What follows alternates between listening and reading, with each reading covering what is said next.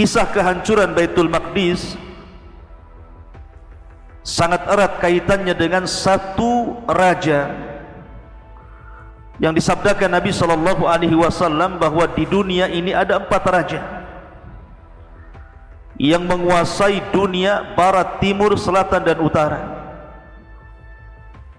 Bahkan dikatakan oleh Syekhul Islam Ibnu Taimiyah rahimahullahu ta'ala dalam kitabnya Al-Majmu'ul Fatawa, yang 2 mukmin dan yang 2 kafir. Adapun yang mukmin adalah Dzulqarnain dan juga Nabiullah Sulaiman alaihi salatu wassalam, 2 raja yang sangat beriman kepada Allah dan menguasai sebagian besar dunia. Adapun yang kafir, Namrud di zaman Ibrahim dan juga Bukhtun Nasr. Ini 2 raja yang zalim, yang kafir dan pernah menguasai sebagian besar dunia. Yang ingin saya kisahkan yang berkaitan dengan surah Isra ini, ayat 1, ayat 4 sampai 7 ini adalah salah satu dari 4 raja penguasa dunia. Siapa dia? Raja Bukhtun Nasr. Raja Bukhtun Nasr. Al-Imam Ibnul Athir rahimahullahu ta'ala, sebagaimana disebutkan dalam kitab Al-Kamil jilid yang pertama halaman 228, para ulama berselisih pendapat tentang kapan Bukhtun Nasr ini diutus oleh Allah Azza wa Jalla untuk menghancurkan orang-orang Yahudi, bahkan menghancurkan Baitul Maqdis sampai ke akar-akarnya. Ada yang mengatakan bahwa Bukhtun Nasr ini hidup di beberapa nabi, jadi dia hidup sezaman dengan beberapa nabi. Di antaranya nabi yang sangat masyhur adalah Nabi Daniel, kemudian Irminia, kemudian Hanania, kemudian Azaria, kemudian Misha'ilah. Itulah nama-nama nabi yang sezaman dengan Bukhtun Nasr. Tapi ada juga yang mengatakan bahwa Bukhtun Nasr itu muncul setelah Bani Israel, khususnya orang-orang Yahudi, membunuh para nabi. Salah satunya adalah nabi yang dibunuh adalah Yahya ibn Zakaria, kemudian ayahandanya Zakaria juga, bahkan menyerang Nabi Isa alaihi salatu wassalam sampai akhirnya Allah angkat Isa ke langit. Sebab perlakuan mereka kepada para nabi inilah yang menghinakan para nabi, diutus kepada mereka raja zalim, kemudian menghancurkan mereka sehancur-hancurnya. Bagaimana kisahnya? Ma'asyiral muslimin yang dimuliakan Allah Subhanahu wa taala, cerita Bukhtun Nasr ini memang cerita yang sangat menarik karena dicantumkan dalam Al-Qur'an secara isyarat. Sebagaimana ketika Allah Subhanahu wa taala berfirman dalam surah Al-Baqarah ayat 114, "Wa man adzlamu mimman mana'a masajidallah an yudhkara fiha ismuhu wa sa'a fi kharabiha ulaika ma kana lahum an yadkhuluha illa khaifin lahum fid dunya khizyun wa lahum fil akhirati adzabun adzim." Dan siapakah lagi yang lebih zalim dari orang-orang yang melarang di dalam masjid-masjid Allah untuk menyebut namanya dan berusaha merobohkannya? Mereka itu tidak pantas memasukinya kecuali dengan rasa takut kepada Allah. Mereka akan mendapatkan kehinaan di dunia dan di akhirat mereka mendapatkan azab yang berat. Lah salah satu penafsiran dari surah Al-Baqarah 114 ini, salah satu asbab nuzulnya bicara tentang Bukhtun Nasr yang menghancurkan Baitul Maqdis sampai Haikal Sulaiman itu dihancurkan sehancur-hancurnya. Ma'asyiral muslimin yang dimuliakan Allah Azza wa Jalla, jadi Bukhtun Nasr ini sebelum jadi raja, dia adalah seorang pemimpin pasukan perang, bahwa dia membawahi 100.000 pasukan kuat di zaman itu, sehingga pasukannya tidak bisa dikalahkan. Dan kita tahu bahwa Bukhtun Nasr itu kan hidup di zaman Yang saya sebutkan tadi, ada yang mengatakan hidup di zaman nabi-nabi tadi yang saya sebutkan, ada juga yang mengatakan setelah Yahya ibn Zakaria dibunuh. Di Irak ada sebuah negeri namanya Babil. Negeri ini disebut orang-orang Kaldaniun. Lah Bukhtun Nasr itu hidup di Babil. Setelah dia menjadi raja di Babil, memimpin orang-orang Kaldaniun itu, Bukhtun Nasr ini diberikan kecerdasan perang dan juga kecerdasan yang lain. Bahkan disebutkan dia pernah membuat kebun yang ada di atas langit. Jadi kebunnya itu bukan di bumi gitu, dia buat kebun tergantung di langit. Karena ketika dia menikah dengan istrinya menghendaki untuk melihat yang hijau-hijau dari tanaman-tanaman, akhirnya dibuatkan sama dia kebun di atas langit. Saking cerdasnya Bukhtun Nasr itu dengan teknologi dia saat itu. Bahkan dia membuat 8 gerbang untuk mengelilingi negaranya, dan gerbangnya besar-besar, terbuat dari emas dan perak, dan itu gerbang terindah kali itu, menunjukkan kemajuan kota Babil Irak saat itu. Lah Bukhtun Nasr ini membawa 100.000 pasukan, kemudian menaklukkan daerah-daerah sekitar Irak, sampai akhirnya dia pun mulai menaklukkan di luar Irak. Kemana? Ke arah Syam dan ke arah Damaskus. Lah cerita Bukhtun Nasr ini dan juga pasukan kuatnya menyebar sampai ke Syam dan Damaskus, sampai Raja Damaskus itu ketakutan ketika datang pasukan besar dipimpin oleh Bukhtun Nasr. Karena ketakutan Bukhtun Nasr akan menghancurkan Syam dan Damaskus, maka Raja Damaskus ketika itu menjumpai Bukhtun Nasr, kemudian mengaku kalah dan siap membayar jizyah, upeti. Yang jelas jangan diserang, saya akan bayar upeti apa yang kau kehendaki. Setelah kemudian Bukhtun Nasr berhasil menaklukkan Syam dan Damaskus, disinilah kemudian dia mulai melirik daerah di sekitarnya, daerah sekitarnya Suriah hari ini gitu ya, sampai ke Palestina.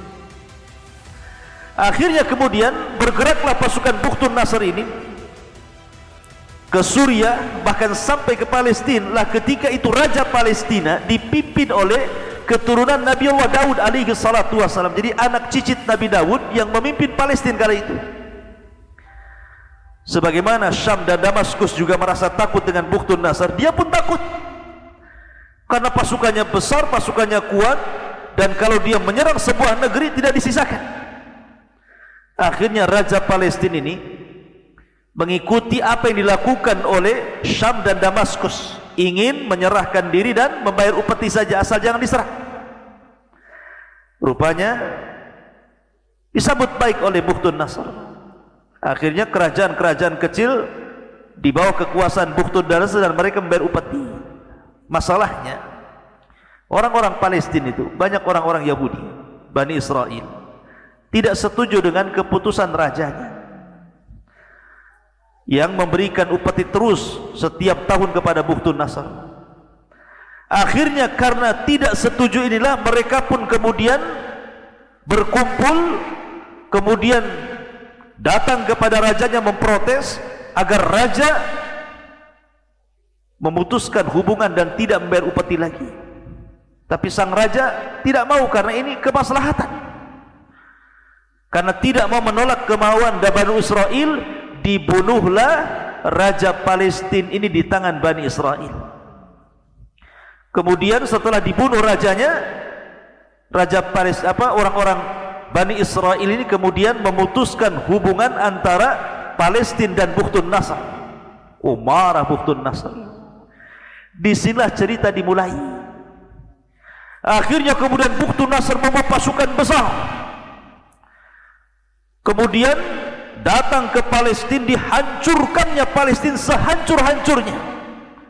Tidak ada satu bangunan kecuali dirobohkan, tidak ada manusia kecuali dibantainya, sehingga tidak ada satupun laki-laki kecuali dibunuh, dan wanitanya menjadi tawanan perang, menjadi budak, beserta anak-anaknya dibawa ke Babil. Sampai-sampai Baitul Maqdis hancur rata dengan tanah. Kemudian kitab Taurat dibakar sampai tidak tersisa papannya. Bahkan Haikal Sulaiman, atau tahu Haikal Sulaiman? Haikal Sulaiman itu pondasi Masjidil Aqsa.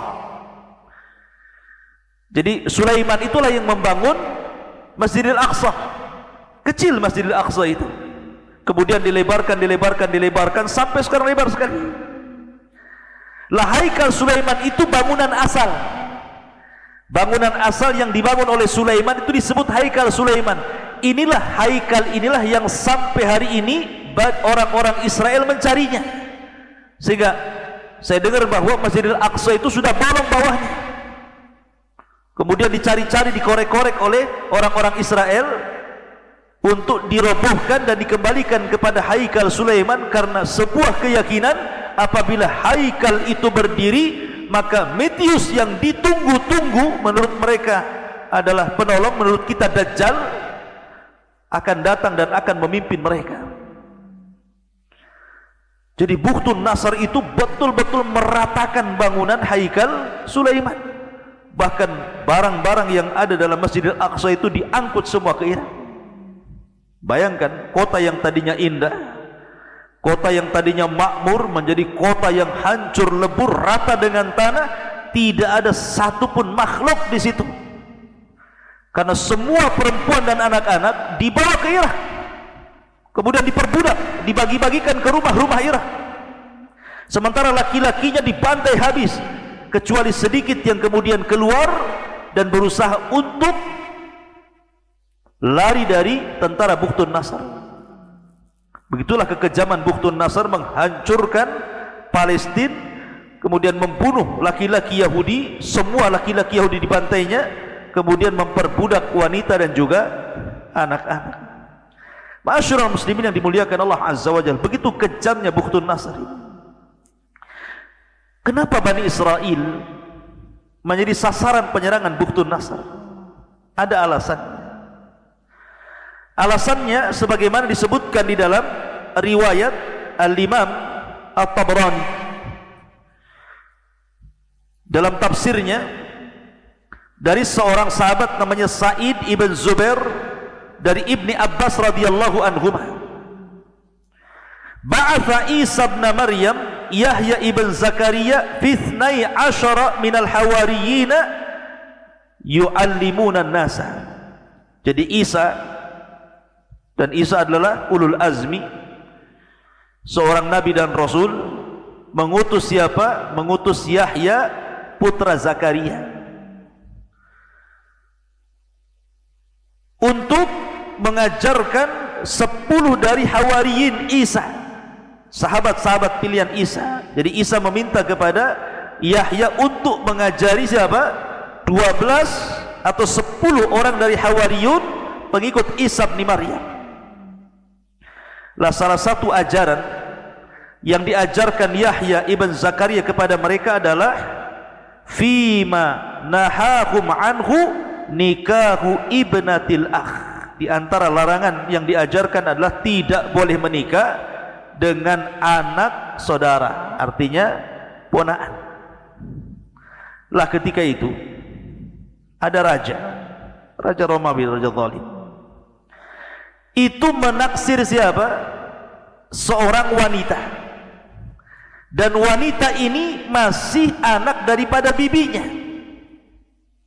Jadi bibinya punya anak, seorang wanita cantik. Dalam syariat Yahya ibn Zakaria tidak boleh nikahu ibnatil akh, menikahi anak saudara atau ponakan itu tidak boleh. Tapi karena wanita itu cantik, raja ini mau. Bagaimana caranya harus nikah? Padahal dalam ajaran Yahya ibn Zakaria tidak boleh. Karena maksa, akhirnya ibunya wanita ini mengatakan kepada puterinya, kalau seandainya raja melamarmu, maka maharnya adalah kepala Nabi Yahya. Maharnya itu kepala Nabi Yahya, karena dia memfatwakan haramnya menikahi wanita dari anak saudara. Awalnya raja tidak mau, Tapi karena itu syaratnya, kalau tidak mau nggak jadi kawin. Akhirnya kemudian disanggupi oleh raja, diutuslah pasukan untuk mencari Yahya ibn Zakaria. Yahya sedang mengajar di masjid kepada orang-orang Hawariyun, tiba-tiba dikepung tuh, bayangkan. Kemudian ditangkap, diseret, kemudian setelah diseret kemudian dipenggal lehernya, kemudian dipisahkan leher dari kepala dari badannya, kemudian kepalanya dibawa oleh prajurit ini menghadap raja, dan itu maharnya. Bayangkan, maharnya kepala seorang nabi, Yahya ibn Zakaria alaihi salatu wassalam. Lah ketika lehernya Yahya ibn Zakaria ini putus dari badannya, itu darahnya netes ke bumi. Sebutkan dalam riwayat ini bahwa fabadarat qatratu min damihi alal ardi falam tazal taghli hatta ba'athallahu Bukhtun Nasr alaihi. Jadi darah itu yang netes dari lehernya, kepalanya Yahya ibn Zakaria ke bumi itu akhirnya tidak kering, tapi terus mendidih seperti air yang direbus itu, terus seperti itu berhari-hari, berbulan-bulan, bertahun-tahun, tidak kering-kering, sampai akhirnya Allah subhanahu wa ta'ala mengutus kepada mereka seorang raja zalim, Bukhtun Nasr. Diutus kepada mereka untuk menyerbu Palestina. Lah sesampainya orang-orang Bukhtun Nasr di Palestina, akhirnya kemudian ada seorang nenek yang menunjukkan Bukhtun Nasr kepada letak darahnya Yahya ibn Zakaria yang mendidih itu. Dengan sebab itulah akhirnya maka Bukhtun Nasr marah. Dari situlah penyebabnya kenapa Bukhtun Nasr menghancurkan Palestina sehancur-hancurnya. Dalam riwayat seperti itu. Ma'asyiral muslimin yang dimuliakan Allah Azza wa Jalla, akhirnya setelah menguasai Palestina, kemudian diserangnya Suria, kemudian diserangnya negara-negara, sampai Syam kali itu dikuasai dan di bawah kepemimpinan Bukhtun Nasr. Sehingga makin congkaklah Bukhtun Nasr. Akhirnya Allah subhanahu wa ta'ala mengadab Bukhtun Nasr dengan cara yang Allah kehendaki. Bagaimana cara meninggalnya? Ini bayangkan, seorang raja, pasukan besar, tetapi karena kesombongannya, akhirnya Allah subhanahu wa ta'ala berikan penyakit gila Bukhtun Nasr ini. Jadi saking sombongnya, kemudian Allah subhanahu wa ta'ala bukan hanya sombong, bengis lagi gitu kan. Wala tahsabanna alladhina ghafilan amman ya'malu zalimun. Jangan kau kira Allah subhanahu wa ta'ala diam ketika melihat orang-orang zalim. Maka akhirnya Allah subhanahu wa ta'ala kehendaki otaknya Bukhtun Nasr ini error, jadi gila dia. Kemudian dia pun hidup sendirian di tengah hutan sampai dia mati. Ada juga yang mengatakan sebab meninggalnya Bukhtun Nasr itu sama dengan meninggalnya Namrud. Dikirim ba'udha itu semut, nyamuk, kemudian masuk di telinganya, kemudian masuk ke otaknya, kemudian menggerogoti otaknya. Akhirnya dia meminta kepada khadimnya untuk dipukulkan sandal di kepalanya. Pas dipukul mati dia. Subhanallah. Bagaimana Allah subhanahu wa ta'ala menghukum Bukhtun Nasr ini. Lah, ayat ini menjelaskan tentang kehinaan Bani Israel karena mereka tidak melindungi nabinya, bahkan cenderung membunuh nabinya. Maka Allah hinakan Bani Israel.